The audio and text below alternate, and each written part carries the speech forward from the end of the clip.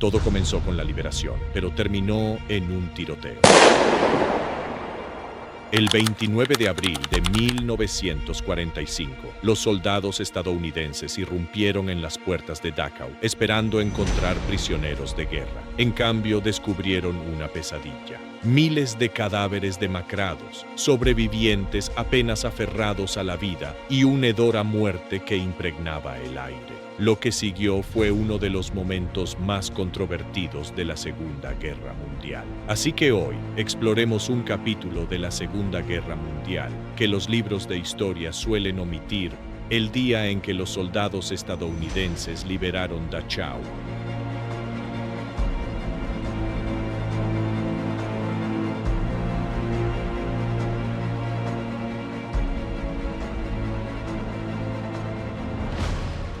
Y, en un momento de emoción pura, apuntaron sus armas contra los guardias nazis del campo.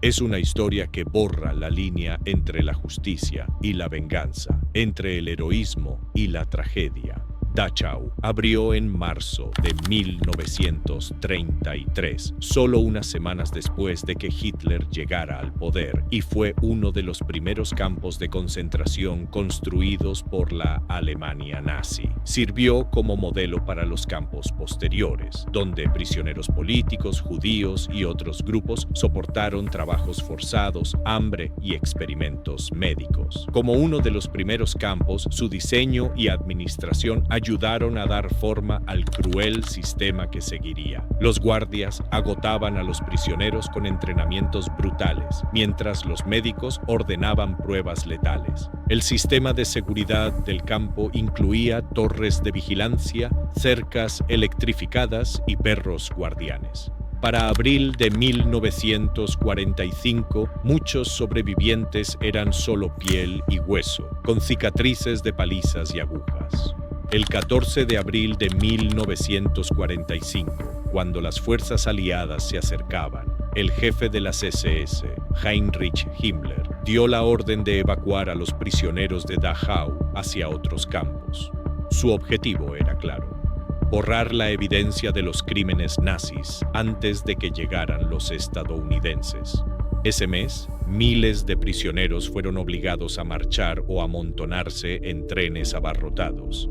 Eventualmente, la población del campo cayó de más de 67.000 a poco más de 31.000. Pero el plan fracasó cuando las tropas estadounidenses llegaron antes de que se completara la evacuación.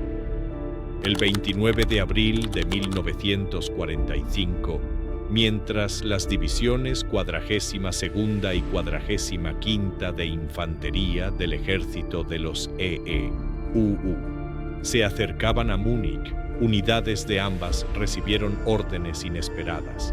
Debían desviarse y tomar el control de un sitio ubicado aproximadamente a 16 kilómetros al noroeste de la ciudad. El nombre del lugar era Dachau. En ese momento, la frase campo de concentración tenía poco significado para ellos. No sabían que estaban a punto de descubrir uno de los capítulos más oscuros de la guerra. Desde la distancia, los techos de tejas rojas del campo parecían ordenados. Los soldados estadounidenses esperaban un campo de prisioneros de guerra, no un matadero. Su primera sorpresa llegó en una vía de tren donde 39 vagones y góndolas estaban estacionados. Lo que parecía ser montones de ropa sucia resultó ser 2.310 cadáveres demacrados, la mayoría muertos de hambre, algunos fusilados o golpeados hasta la muerte. El olor de la carne en descomposición se extendía por los campos como una maldición. Dentro del complejo principal, los cuerpos estaban apilados en barracones y escondites. Algunos esqueletos humanos yacían en el suelo, otros se refugiaban bajo las vigas. Los guardias habían abandonado a los prisioneros, dejándolos morir. En un patio de carbón, las tropas encontraron a hombres de la CSS arreando a prisioneros desnudos como si fueran ganado, golpeándolos aún con las culatas de los rifles. En resumen, cada rincón revelaba una nueva brutalidad. Cráneos aplastados, carne desgarrada y el silencio suplicante en los ojos vacíos de las víctimas. El teniente William J. Cowling III confesó más tarde que nunca creyó los rumores sobre atrocidades nazis hasta que vio Dachau. Sus piernas y brazos tenían solo unos centímetros de grosor, escribió, y no tenían nalgas en absoluto. Sus hombres, endurecidos por el combate en Europa, lloraron y vomitaron al ver los montones de huesos humanos. El coronel Walter Fellens recordó que los cuerpos no pesaban más de 25 o 30 kilos. Cuando los soldados miraban los ojos de los muertos, esas miradas vacías parecían preguntar, ¿qué les tomó tanto tiempo? El hedor de la muerte era insoportable, mencionó el teniente coronel Felix L. Sparks. Finalmente, la ira se extendió entre las unidades como un incendio. Algunos soldados patearon y golpearon a los guardias capturados con furia ciega. Hombres que habían entrenado durante meses para mantener el control, ahora juraban venganza. Esa noche, alrededor de las fogatas, los soldados hablaron poco del alivio de encontrar sobrevivientes. En cambio, compartieron historias de su rabia, cada una más brutal que la anterior. Las unidades avanzadas usaron un altavoz para ordenar a los guardias de las SS que se rindieran. Algunos obedecieron, con las manos en alto y los rostros pálidos de miedo. Otros supuestamente dispararon tiros de advertencia o ráfagas hacia los soldados. En un intercambio inicial, las tropas afirmaron que una ametralladora de una torre disparó sin previo aviso. Ese solo acto transformó el shock en furia. Los fusileros y ametralladores respondieron, derribando a los guardias en el acto. Docenas de hombres de las SS cayeron frente a la puerta principal del campo, sus uniformes inútiles ante las balas estadounidenses. Los testigos discrepan sobre si todos los guardias dispararon primero, o si el pánico llevó a los soldados a disparar contra hombres que huían. Algunos relatos dicen que los guardias intentaron escalar cercas para rendirse y en respuesta los GIs enfurecidos dispararon a cualquier alemán con uniforme de las SS. Una vez eliminada la amenaza inmediata, los soldados comenzaron a reunir a los guardias de las SS. Los informes varían, pero la mayoría sitúa el número de muertos entre 35 y 50. Algunos guardias fueron alineados contra las paredes y fusilados a sangre fría. El teniente coronel Felix Sparks más tarde estimó que 30 era la cifra más precisa, aunque hubo reclamos exagerados de cientos. Sparks enfatizó que sus hombres actuaron tanto por órdenes firmes como por una ira incontrolable. Los prisioneros que habían sobrevivido a Dachau a veces se unieron a las ejecuciones, arrastraron a los guardias de los camiones, los ataron a postes y los ejecutaron con pistolas. En un caso, los sobrevivientes obligaron a un grupo de hombres de las SS a cavar sus propias tumbas antes de fusilarlos. Walenty Lenarchik, un sobreviviente de Dachau, recordó que justo después de la liberación, los prisioneros sintieron una súbita oleada de coraje.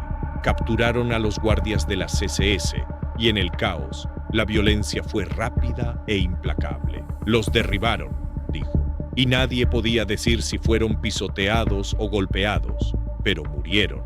Fuimos, todos estos años, animales para ellos, y ese día fue nuestro cumpleaños.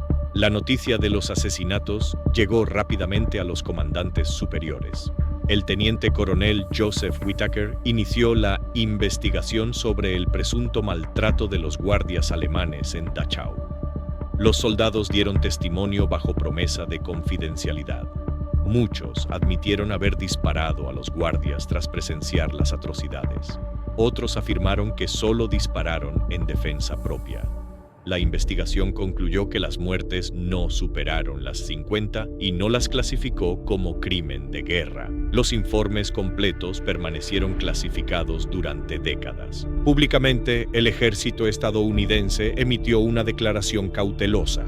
Los funcionarios reconocieron que algunos hombres de las SS murieron tras un tiroteo indiscriminado, pero culparon a la confusión del campo de batalla. La cobertura de prensa fue escasa Los sensores militares eliminaron detalles gráficos de los comunicados de prensa y leyendas de fotos. Los periódicos publicaron breves notas con titulares como "Mueren alemanes en enfrentamiento en campo", omitiendo los testimonios de cuerpos mutilados y la participación de los sobrevivientes. Para el mundo, las represalias de Dachau se convirtieron en una nota al pie, no en un escándalo. Los historiadores debaten si los tiroteos de Dachau constituyeron crímenes de guerra. Algunos críticos argumentan que las ejecuciones sumarias violaron las convenciones de Ginebra, que exigen que los prisioneros sean juzgados. Señalan que incluso los peores criminales merecen un proceso justo. Otros defienden que el contexto era único. Los soldados acababan de descubrir pruebas de asesinatos industriales. Argumentan que los GIS, ya traumatizados, reaccionaron ante crímenes que superaban la contención moral humana. En las memorias de los sobrevivientes, las ejecuciones en Dachau a veces aparecen como un acto de liberación.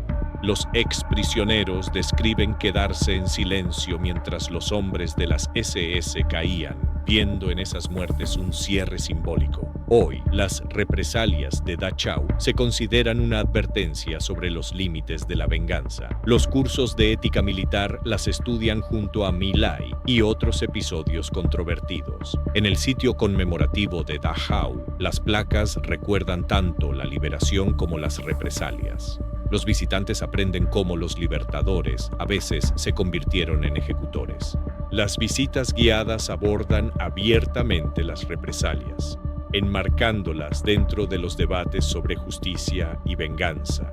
Al confrontar este lado oscuro de la liberación, los curadores buscan fomentar una comprensión más profunda del comportamiento humano en las últimas horas de la guerra. Las represalias de Dachau nos obligan a enfrentar una paradoja impactante.